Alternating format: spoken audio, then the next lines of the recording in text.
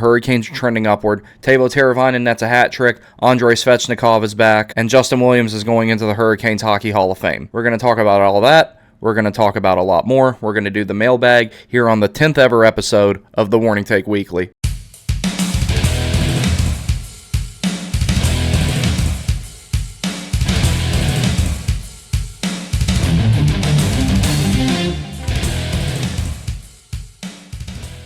Alright guys, so I'm working on some new formatting stuff. The game reviews are going to look a little bit different. Bear with me, they're a work in progress. I'm trying to figure out what looks good, what doesn't look good, what works, and what doesn't work. I'm doing the same thing here with the comments and everything like that. Let me know in the comments what you think of the new background, the new setup, the new format, if you got any criticism for me, and I'll make some adjustments, because I just kind of felt like what I was doing was okay, but I felt like I could take another step and make it look a little bit better, make it a little bit more dynamic, a little more comprehensive. So that's what I'm going for here with this. So the first comment featured today is from Dr. Truckster, and this is on my video, Sebastian Aho and Modern Rod Brindamore. He says, great video, in-depth analysis with great structure. Can't wait for more from you and Aho. Greetings from Finland, and greetings from America, sir. Thank you very much for the comment. There will be at least 2 more videos like that about Aho, at least 2. Like right now, the next one I'm going to look at with him is his playmaking ability, because it's there, and it's kind of unsung in my opinion because it's overshadowed by how good his individual effort offense is, and I'm going to make a video about that that's also going to encompass like how good he is at shorthanded goals and everything like that, and go into more detail on it than I did on this video. The reason why I structured this one the way that I did was just to basically say it was essentially supposed to be a before and after of Aho when Brindamore took over the head coaching responsibilities, to show how much his game, particularly his defensive game, his 200-foot game, his forechecking had evolved. So there's going to be a lot more content about Aho. The vast majority of I don't want to say the vast majority, but most of the player content on this channel is going to be of Aho, Slavin, Svechnikov, Teravainen, and Chatfield, D'Angelo, and when he gets over here, Nikishin. Speaking of that, that video is almost done. I'm going to try and actually finish it up after I'm done recording this show. But Dr. Truckster, thank you very much for the comment. I hope you subscribed, and I'm going to be making a lot more stuff here. Groza AC, it is awesome to see you again. Everybody, this guy, I'm pretty sure he was like the first comment I ever had when I made a video about what I thought the Hurricanes were going to do about their AHL situation way before that Tony Anrokidis stuff started coming out. And I want to say that this guy was my first commenter. He's maybe Winston-Salem being an option for an AHL franchise. It's good to see Groza again. From a hockey newbie perspective, they dropped an unfortunate string of away games against some good to great teams. It's disappointing, sure, but it's also only October. Yeah, that's absolutely true. That was on the video that I made that, like, I felt like that there was some negativity surrounding the Canes after the loss to Tampa and everything like that, and I felt like that there was something else wrong. And during the game reviews, I'm going to kind of get into that because it seems like the Hurricanes are back on the upward trend. The one thing that I'm kind of depressed about in that whole regard is I think that the writing is on the wall for either Pesce or Chatfield, because when you didn't have the logjam at defense, the team looked a lot better immediately. And y'all know how much I love Brett Pesce, and I absolutely love Jalen Chatfield. Like, both of them are amazing defensemen. If I had to take a pick between the two, I really hate to say it. This pains me to say it because it's a photo finish. I got to go with Chatfield because I think he would be a safer long-term investment, and you don't have to pay him as much as Pesce, and he's got a little bit more of an offensive upside, and he's definitely faster. I think that it's time to either trade Pesce or so that he can move on and, you know, get his next contract elsewhere and everything like that, or trade Chatfield because he's on the back end of basically the prove-it deal that he has with the Hurricanes on league minimum, and Chatfield's going to get paid by somebody, whether it's the Hurricanes or somebody else, and quite honestly, I'd rather it be the Hurricanes. So, unfortunately, I think it's time to trade Pesce, but we'll get into that later in the show. Thank you very much for the comment. Thomas Carmel, welcome back. I was wondering if you were going to make this video. I was talking to my buddy during the game. He's a Stars fan. This was also on the video about the video on the vibe after the Tampa game. I was wondering if you were going to make this video. I was talking to my buddy during the game. He's a Stars fan, but he kept telling me there is so much season left to play, and he is right. However, I'm on the same page as the Warning Take. I've watched so much Hurricanes hockey over the past 20 years or so, and something just doesn't seem right. It just doesn't seem like a normal slump every team goes through. Something is going on. Something has rattled the team. I can't for the life of me figure it out. Let's hope they snap out of it. Yeah, dude, like, that was the weird thing about it. So it looks like they have snapped out of it, especially after the way they've played the last 2 games. Now, someone may say, oh, well, they beat San Jose, woohoo. Yeah, I'm going to say they beat San Jose, woohoo, and it was not even a close game. The Hurricanes played Hurricanes hockey. They got Ronta a shutout. We've got Teravainen shooting and scoring more than I think he ever has at this pace, as a Hurricane at least. And this is a good thing that they went into a game against the worst team in the league, and it looked like one of the best teams in the league playing against one of the worst teams in the league. They were dominant that entire game. I would be worried more if it had went any other way than that. So if anything, that's a good sign as opposed to a bad one. It was like, I was listening to Caniac Report, and if you guys haven't ever heard their show, I highly recommend that one. I say check it out. And I'm going to highlight something from Caniac Sessions here in a little bit as well. In Caniac Report, they were talking about they thought that maybe the logjam on defense was causing some problems. I was inclined to agree with that, especially after the game in Tampa.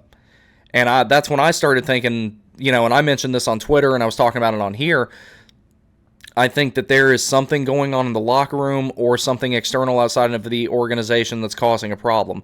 And then when Pesce was out of the lineup, and I'm not saying that Pesce was the problem, I'm not saying that correlation is causation in this regard, but when Pesce was out of the lineup and the defense kind of settled in, and once we kind of figured out what the bottom 4 was going to be, because they were shuffling D'Angelo, Shea, Orlov, and Chatty up a little bit, and left Slavin and Burns there to anchor the top pair and everything like that. In the Tampa game, it looked like they kind of started figuring it out. I was still getting a bad vibe, but it looked like they kind of started figuring it out. The D'Angelo and Shea pair looks good. The Orlov and Chatfield pair looked good. And when they flipped those guys around a little bit, they still looked pretty good in Tampa as well. And then they stuck with they stuck with Orlov and Chatfield for one pair, and Shea and D'Angelo for another pair since the Tampa game for the most part, and it seems to be working out really well. That being said, Chatfield and D'Angelo actually looked pretty good together to me too, because Tony was playing a real zero hesitation game, and they were interchanging with each other really well on zone exits and everything like that. And I'm like, I know they're both right-handed, but this could work. Orlov being a left-handed defenseman who is used to playing his right side, you could put him with someone who has a good two-way or shutdown type of game, anyone like Slavin or Shea, and he can be more effective on that side. So that's one of the reasons I think that they were so adamant about getting Orlov when they found out he was open to coming to Carolina, is because he's got a ton of experience playing both sides of the ice, and that's starting to show now because he's starting to hit his stride as well. It looks like they have snapped out of it. Next week is going to be really telling because they're playing 3 games on the road against Metropolitan Division teams.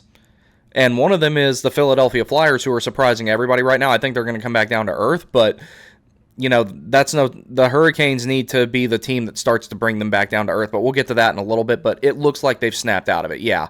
Thomas, thank you very much. So everybody, do me a favor, please give a warm welcome to one of I actually know this guy in real life. He's one of my best friends in the whole world. M. Puritano. Aho definitely looked off his game versus Tampa. Dude, everybody looked kind of off, but Aho, I think that he was kind of coming back from the injury. And even as of them playing against San Jose last night, I don't think he's completely over what it is, just out of the simple fact that, like, it's not even so much the thing with the face-offs. With Aho, it's like I can tell that apparently he's got some... Because I've been through this before, like when you're trying to shoot a puck and you've got like pain, if you got pain like in your pecs or something like that, and it's like tight up here and you're trying to shoot a puck and you can't get a full follow through, because I remember there was one-timer in particular on a power play that he laid, and I was like, normally there's a lot more power on that shot, so whatever injury he had, even though they're saying he's 100%, he wasn't totally over it yet, I don't think, and since they'll have a couple of days off before they go to Philly and everything like that, hopefully he'll get the rest of the way over whatever it is, but yeah, he definitely looked off in Tampa, but I definitely think that he's trending in the right direction now, but during the Tampa game, yeah, he did look a little bit off. Thanks, bud. I hope you're having fun and enjoying retirement down there, and I'll come try and visit you soon. All right, so we got a new commenter here at Dino Brovo 8595. What happened to Shane Willis? So, yeah, I didn't watch the first game on TV because I was actually there, and I was kind of wondering the same thing myself, but then I thought about it, and I remember I walked past the desk where him and Hannah do like the intermission show and the pregame show and everything like that, and he was there then, and I was starting to wonder if maybe something happened to him as well, and maybe I was wondering what was going on with that too. But Shane typically doesn't go on the road. Actually, part of the reason for that is he's super involved with like the Hurricanes youth hockey, and when they go and play in that big tournament in Quebec, he's always going up there with them and everything like that. So I was happy to see him on the broadcast the other night, because when you made this comment, I started thinking about, I'm like, well, damn, is Shane okay? Like, I googled him and everything to see if something was up. I checked through the Hurricanes Twitter to see if they mentioned him or anything like that. But yeah, he just typically doesn't go on the road. But thank you very much for the comment. I appreciate that. The Huge Caniac, what's up, bud? Good to see you again. I did notice something was kind of off, hopefully due to a long road trip. Played better team game tonight, just couldn't find one in the back of the net. It will be good to be back home soon. Yeah, that whole game was just, the vibe around it was just weird. Like, the excessive amount of negativity that I felt in that game was something that I just outright couldn't ditch. Like, I don't know how to describe it. It was definitely strange. Luckily, it looks like that whatever was going on there, they've gotten past it for the most part. I guess it just got weird because I was so used to them going on the road trip and doing really well. I was used to the West Coast swing being good. I mean, granted, Los Angeles in particular, out of all those teams over that way, has gotten better. Colorado's back to looking like a cup contender again. Seattle is on a slow upward trend, and they rely on their depth, henceforth why they were able to put 7 up on us. They had a bunch of different guys contributing to the offense there. I think whatever was going on, the Hurricanes are past it, but like I was saying when I was covering the other comments, I think that getting one of the defensemen out of there is going to be the big thing, preferably someone of the right-handed variety, because we do have Coughlin in reserve if he's needed. But it definitely was strange to me that whole game was just weird. Everything about it was just weird, and the week after this has been night and day different, so we at least have that to be thankful for. So at least that is different. So thank you very much for the comment. I appreciate it. All right, another one from the video about the Tampa game. This is from Mascar. Excuse me if I pronounce any of this stuff correctly. Mascar Odama, 64-69. Hard watch yesterday. I think the defensive responsibility has to be the main theme in the locker room in the coming days and weeks if they're going to make a strong comeback. When they get to full strength, the offense is clicking even while missing 2-star players, and there were many opportunities that just needed some bounces to go their way. If they can figure out the Orlov-D'Angelo situation and get some luck, I think things can turn around quickly for them. Yeah, I think the solution to the Orlov-D'Angelo situation is to not do the Orlov and D'Angelo thing again. Now, the only time that I could really see the Orlov and D'Angelo thing kind of working out is on the power play. Like, if you made a power play unit and that was the 2 guys that you had on the point, I could see that, because Orlov is someone who has a clap bomb. He's a power shooter, and I know that he's had trouble getting shots through so far, but he's going to figure out how to get them through before too much longer, because one of the reasons why Orlov isn't getting shots through, he doesn't shoot immediately upon getting possession of the puck. He tries to wait for a net front to materialize and picking where he wants to put it. Whereas someone like Tony is more of a playmaker. He looks for seam passes, and when he shoots more for rebounds as opposed to actually just trying to put it in the net. If it goes in the net when he shoots, so be it. Good deal. That's a net positive of it. But more than anything, he shoots for rebounds. A lot of times people will say, oh, look, he missed the net. He actually does that on purpose because he's trying to generate a bounce off the boards. So I could see them working together on the power play, but I do not want to see them together 5-on-5. That pair was not working. Orlov will find his game, and he's taken pretty big steps in that regard. The last 2 games in particular, he's looked a lot better. But the Orlov-D'Angelo pair, I'm sorry, that needs to be fired into the sun. And I like both of them. Y'all know how much of a fan of Tony I am. But that pair is just not... we're better off having Orlov play his offside on a different pair and having Chatfield play on Tony's left in the event that... I would rather do that than put Orlov and D'Angelo back together. I'm sorry, that experiment has failed and it should not be revisited 5-on-5. Power play, I think that could be a viable option, because you've got someone who can shoot it through traffic, you've got someone who can set up, and you've got someone who's got a really good one-timer, you've got a playmaker, and you've got a big body that is good at keeping pucks in, and you've got a guy who's fast, who's good at walking it to the top of the circle and shooting between the 2 of them. Do not put that pair back together 5-on-5. That pair was abysmal 5-on-5 after preseason, so I hope that doesn't happen again. But I think that they're turning it around, because the last 2 games I felt like I was watching the same team I was watching for the majority of the last season. Mascar, thank you very much for the comment. I will see you next time. So this one's also from Thomas Carmel. This is about my video that I made about Brent Burns as a leader on and off the ice. Burns was my favorite acquisition for the Canes over the past 5 years. Someone I was always jealous that wasn't on our team. Big dude who loves hockey, great locker room personality, and it's just a plain old good dude. Just wish we could have had him as a career Canes player. Yeah, dude, I love Burnsy. When the Hurricanes said they were getting him, I was a little about it because I was kind of pissed that they traded Tony. But then I remember I was at the home opener last season, and when he came out, and I was like watching him, do the stuff that he does with his edges to warm up and everything. I'm like, it's amazing how this guy plays this elegant finesse game, but he looks like he looks like a stereotypical goon, but he's anything but that. And, I would like to see him finish out his time with the Hurricanes and retire with us and everything like that. I mean, I think most people are always going to regard him as a San Jose Shark just because he spent so much time in that organization, and he was a big part of them getting to the Stanley Cup Finals and everything like that a few years ago. But it's been absolutely awesome having Burnsy here, and he's been a really good influence on the younger guys. And I actually found out something funny about him from a friend of mine who's a Sharks fan the other day. So Burnsy and I have something in common that I didn't know. And it's hard to believe ranch that has all the exotic animals in them and everything, right? And apparently he has a bunch of snakes there, and I don't like those things. They freak me out. They always have.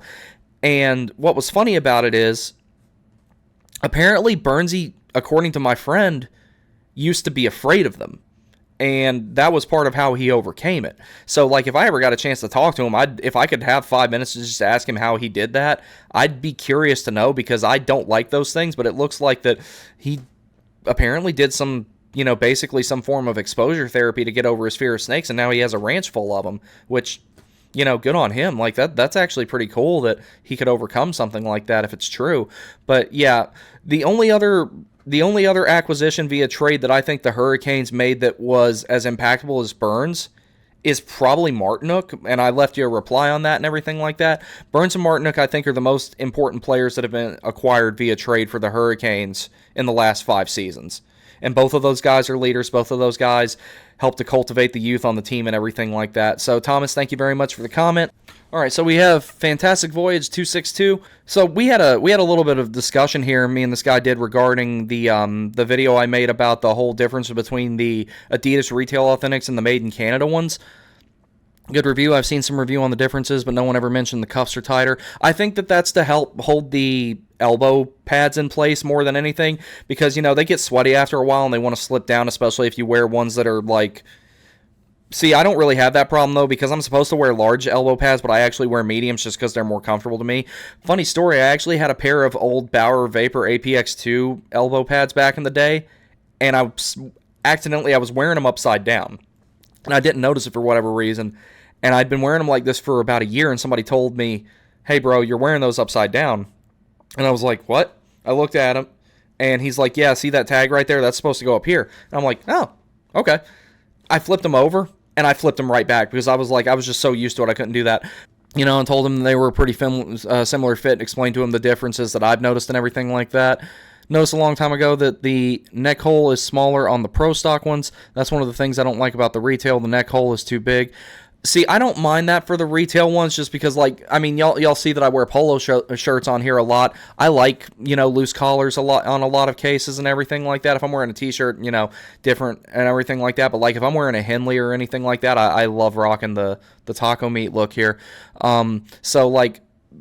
The Made in Canada one, I don't think it would bother me in hot weather or in cold weather, but in hot weather, the Made in Canada one and I wouldn't get along. I can promise you. You'll never see me wearing that one to a playoff game, and I'm afraid to wear it on the road, because that one's actually just got shipped off to EPS to get Aho's name on it, and my alternate is getting D'Angelo's name on it, and I sent a friend of mine's with mine to get Aho on an alternate, so I got those coming back here in a few months. I'm looking forward to that. Then he replies, I just wish they weren't so difficult to get, which is one of the reasons I'm glad this is the last Adidas. One of the reasons why I'm glad this is Adidas' last season as the supplier.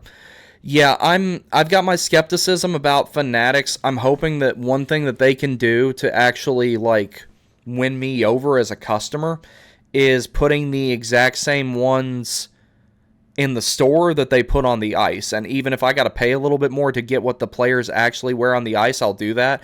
And if they really, really want to win me over, they'll come up with some sort of way where I can get something with a name on it already, it be correct, and everything like that within a couple of weeks. They have the assets to do it. They're, from what I understand, they're taking over the same factory that Adidas was using. So if they plan that out right, they can surprise everybody. They can absolutely subvert the expectations that everyone is having that Fanatics is going to suck. But that's part of the reason I've stocked up on sweaters so much in the last couple of seasons with the Adidas ones, is I'm heavily worried about the quality that Fanatics is going to produce. The only one that I really have left to get is the 25th anniversary one. I don't have any of the Whalers ones, and it's not that I don't want one, it's just it wasn't high on my priority to obtain one. But yeah, Fantastic Voyage. I think I got one more comment in here from you. Let's see. All right, Fantastic Voyage actually saw one of my older videos, the one where Greg Wyszynski wrote all those really, really bad trade ideas up for clickbait purposes, but Greg Wyszynski has never written anything very intuitive anyway. He's a hack. Those guys will make up anything just to get people to sign up for ESPN Plus. I lost a lot of respect for him when he defended disgraceful ads on the jerseys. I was hoping he would be part of the last wave of ESPN layoffs. Honestly, I think that independent sports media is going to take over everything, and it's just a matter of time. Legacy sports media, I feel like its days are numbered. It might not even completely die off in our lifetimes, but here's the thing about it, and I wanted to make a separate video to talk about this. I just never got around to it, and I'll try to in the near future. There was something that I read where the Montreal Canadiens are looking at getting their own looking at having their own streaming service for games, for, like shows, historical documentaries, all that type of stuff. I think that's the way everything is going to go. I think eventually the teams might actually start saying no to the big conglomerates as far as broadcasting at least regular season games, and they're going to just start saying, hey, pay this much money, we guarantee you all 82 games of this organization, and here's a bunch of extra stuff to go along with it, that type of stuff. Or if they were really smart, they should also offer a version where you pay just to watch road games if you're a season ticket holder, or you can pay per game if there's certain ones that you're going to miss and certain ones that you don't care about, or something like that as far as the streaming and stuff goes. But the way that everything's going, I think that eventually they will even lose broadcasting rights. They might not lose them entirely, but I think things are slowly trending in that direction. Additionally to that, as far as like commentary, analysis, and stuff like that goes, I think the Skips and Shannons and the Colin Cowards and the Sports Centers of the world are slowly dying out. I think they're being replaced by independent media, because if you think about it, look at how many people watch Steve Dangle. Look at how many people watch The Hockey Guy. Look at how many people watch other smaller channels that have grown a whole lot, like Twisted Wrister. I think that as far as me having ideas how I wanted to format a lot of my stuff, I got a lot of ideas from him and THG in particular about how I wanted my stuff to work. And one of the things that did me in on a lot of other content creators on YouTube, like some of the big ones, was how quickly they shell stuff out and how low quality it is. And to me, they were starting to look no different than ESPN and TNT and all that type of stuff, where it was more about quantity over quality in their case. And I wanted quality over quantity, which is why I don't upload a whole lot. I could have had 300 videos out by now if I uploaded everything that I've made, but I've scrapped so many things because I was like, no, I want my audience to have the best stuff I can provide. I think it's only a matter of time until guys like that are begging for clicks from anywhere, because the biggest reason I don't like Greg Wyszynski is basically he writes something that's not very good or says something that's not very intuitive, and then when someone says something to him about it, he proceeds to attack them on a personal level. And that's that's kind of an attitude of a lot of people in sports reporters, even ones that aren't that big, like, me and that Tony Androkidis guy, the AHL reporter who kept writing, and he's going to be brought up here in a moment in the next comment. He kept writing some pretty questionable stuff, which he can do whatever he wants. It's his website, like I said in the 2 videos I've made on that topic. He can say whatever he wants on his own website. What he can't do is say things and then not get questioned about them and then play victim the first time that I chirped him about something when he didn't respond when I intuitively asked him for comment on some other things. But that's going to get its own documentary, that whole situation is. But yeah, legacy media, at least as far as sports goes, people are finding alternatives to it now. That's part of the reason I started my own thing, because I felt like I can make better stuff in the long run. Maybe not right now, but in the long run, I can make better stuff than someone at ESPN. I can target the demographic of Hurricanes fans and SPHL fans and stuff like that and make better stuff. And not to mention, I've made a lot of connections thanks to me starting this channel with like Caniac Report, awesome guys. I've met both of them at the home opener. Caniac Sessions, I met their podcasters at the home opener. Great guys. I had fun hanging out with them. I've made friendships out of this too, which has been really good. The Surgecast guys, I've not met any of them, but like I've talked to them on Twitter and everything. I think that things are going in that direction where, I think things are kind of going in that direction where people are realizing that fans who are not at the behest of corporate interests and at the behest of the interest of investors, they're making better stuff now. Hell, the same thing's kind of going on in video games even. It's like some of these independent projects that people are coming up with for video games, and they'll spend 3 to 5 years working on them by themselves, are starting to catch a whole lot of fire. And please, if anybody out there is willing to invest in me making a couple of video games, I have a couple of really badass ideas. One of them I've actually talked a little bit on this channel about how I would make an alternative to the NHL games, and I have an idea for a flight simulator too, but we're not going to talk about that, otherwise it'll take over the entire show. But fantastic voyage, thank you very much for the comment, I appreciate it. Rosario Canistaro, welcome back. Elniak was a prospect of, this is on the last video I made about the continued hit pieces that are coming out on the Hurricanes and Wolves situation. That's going to get its own documentary. That's going to be several months from now before that comes out, but I'm doing some research and trying to reach out to some people and ask some questions before I really proceed with it, and I want to be able to actually have sources and cite them, unlike the reporter who stirred that stuff back up. Elniak was a prospect of ours at one time. He seemed to have left on bad terms. I actually looked his name up. Yes, we did in fact draft him.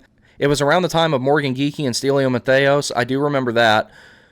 Personally, the Wolves have dicked over several teams. I have no time for whatever they keep trying to sell. If they want to be indie, they can take their own cash and go restart the IHL. AHL is supposed to be a development league. Yeah, see, that's one of the things that, like, here's what's weird to me about it. If any team was going to make this a problem, the whole NHL, AHL farm team dynamic, if any team was ever going to turn this into a legitimate issue, it was going to be the Chicago Wolves. And now that's proven to be true. Nemechek Fan 87 replied to that, says the Wolves for sure as hell aren't going to be bought and sold to some owner over cash and leave the franchise high and dry. They're taking a chance so that none of their guys get sent up and leave them out of the playoffs. That's been going on the entire time, dude. The entire time that NHL and AHL teams have been affiliated with each other, that's happened a lot, where someone gets called up at an inconvenient time. I grew up watching SPHL hockey, and there were a couple of times that I could say someone getting called up to the E for a week cost someone a playoff run, or it cost somebody a chance at winning a championship. It's just the nature of everything.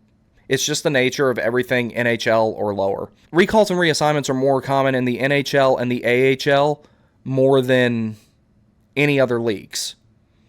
But that's not an uncommon thing. Not at all. And as far as restarting the IHL, I feel like that they could probably just increase the parity between the AHL, the ECHL, and the SPHL even maybe, but particularly the AHL and the ECHL, and allow prospects to have a little bit more of a wider development path. Like, for example, you'll see goalies that eventually make it to the NHL and the ECHL pretty frequently, i.e. Yanniv Peretz, I think, will make it to the NHL and at least be a good backup goalie. I really do, because he looks pretty good. Now, I'm not the greatest at analyzing goalies, but that's not a regular. Nedeljkovic went through the ECHL, and he's made it to the NHL.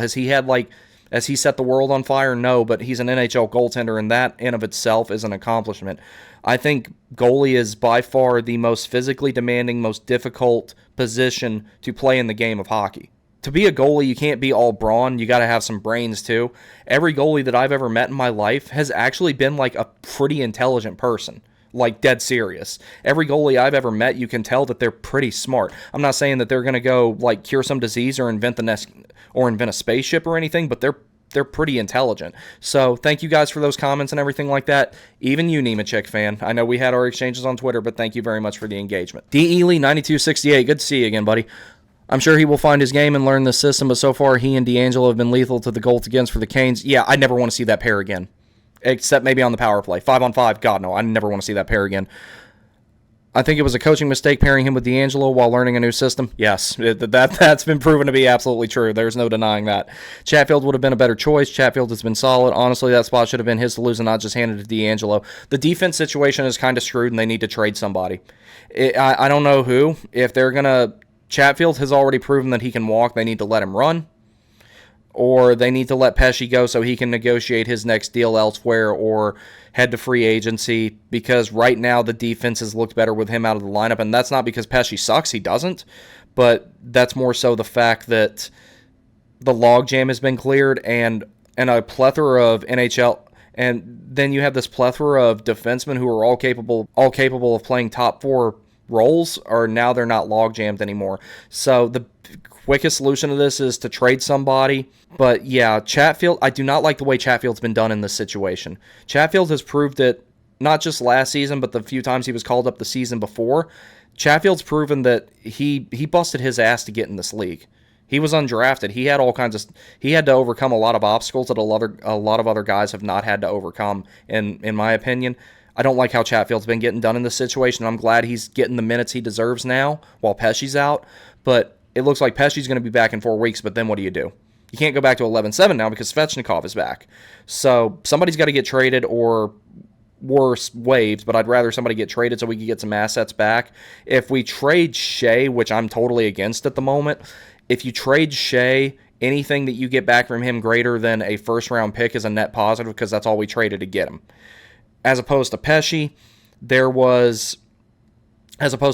we drafted and developed him. You got to get some assets back for him, albeit not too much. He's still under 30. So it would be ideal to get some assets back for him. I don't know if anybody would take D'Angelo if you tried to trade him. Chatfield, I think that you would get a decent return on, but I think Chatfield is a safer long-term investment than Pesci. And that's hard for me to say because Brett Pesci is one of my favorite players. But yeah, the situation here needs to be solved. They need to make a decision on it. Chatfield has gotten the short end of the stick on this, and he absolutely did not deserve it. Him and D'Angelo bring different things to the table, but I think that Chatfield got screwed over the most out of all that. I agree with that. Thank you very much for the comment, as always, D. Ely. All right, guys, so I'm going to split this weekly show up. I'm going to go ahead and publish the mailbag here, and I'm going to do the game reviews from this past week and the previews for next week in a separate video, and I will try to have that up within a couple hours or so, so hopefully I'll see you shortly. Thank you for all the comments. Keep them coming. I appreciate it, and I'll see you in a little bit.